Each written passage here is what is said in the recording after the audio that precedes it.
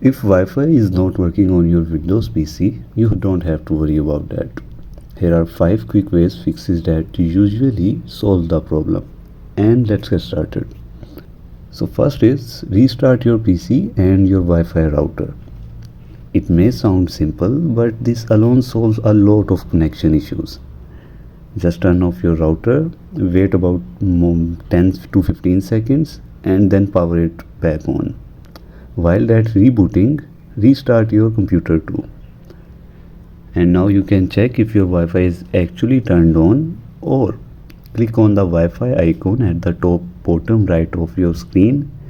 If it's grayed out and if it says airplane mode, turn Wi-Fi back on or disable airplane mode.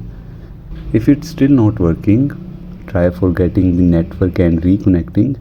Go to settings, then network and internet, then Wi-Fi, and click manage known networks. Select your network, click forget, and then reconnect by entering your password again. If it's still not working, update your network drivers.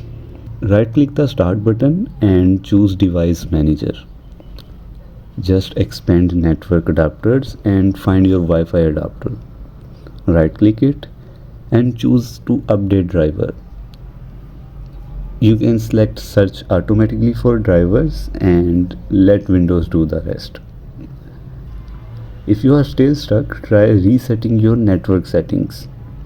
Go to the settings, then network and internet, then advanced network settings.